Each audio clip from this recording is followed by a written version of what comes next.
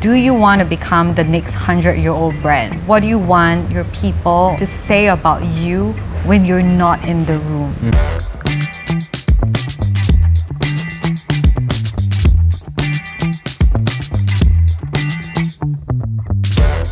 Hi, I'm Michelle. I'm the co-founder of Saya, a growth engine for growth stage brands and creative businesses.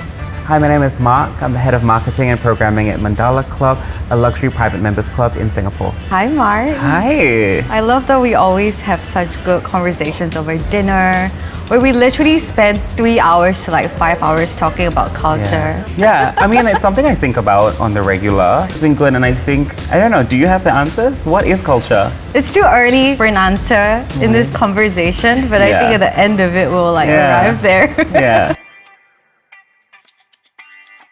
Over the past 10 to 15 years, we've gone through a bit of a revolution. I think consumers are a bit more discerning. The real question now is not who am I selling to, is how do I show up in their lives meaningfully? And to do that, really understand what they consume, what they like, what music they listen to, how they approach art and design. What spaces do they go to on the weekend? It is the connective tissue between your people, your product, your placement. It's how you show up, right? And where you show up.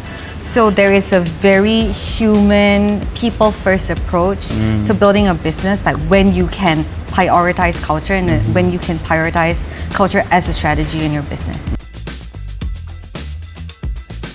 Culture matters.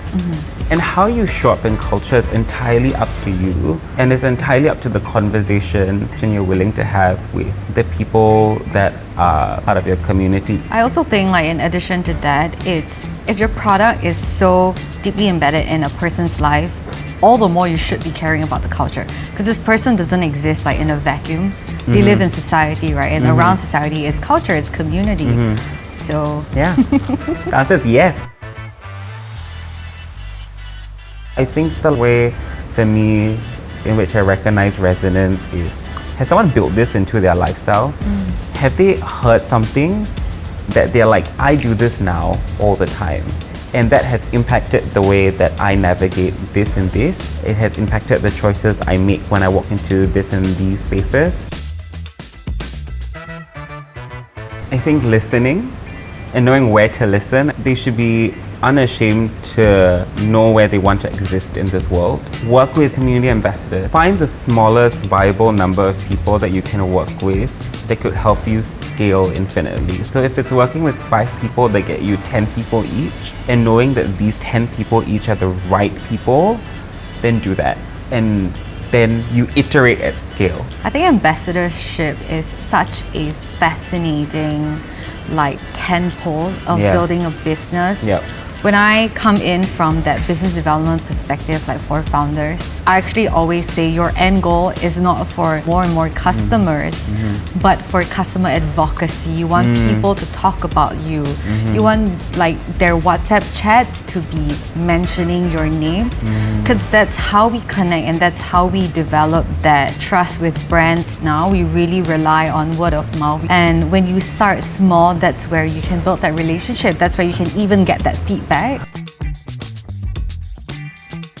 I think the simplest answer to that is you need to have your people around you. You need to be able to appoint and trust people that exist within culture. I think for me, thinking of it as a person helps me deal with the changing tides, because it's not that different from us as individuals, given everything is constantly changing around us. But that kind of behavior of how we engage with the world around us. I don't think it's right to say that culture moves fast. Trends move quickly, but culture, belief systems, its behavior, these things take time to develop, to become part of how we live, work, play.